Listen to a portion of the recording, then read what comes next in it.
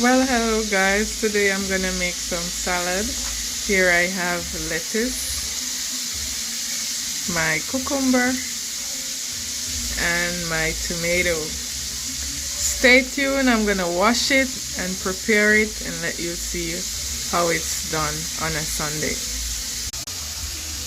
Cucumber is washed, and this is how I peel it. So here I have my cucumbers all cut up.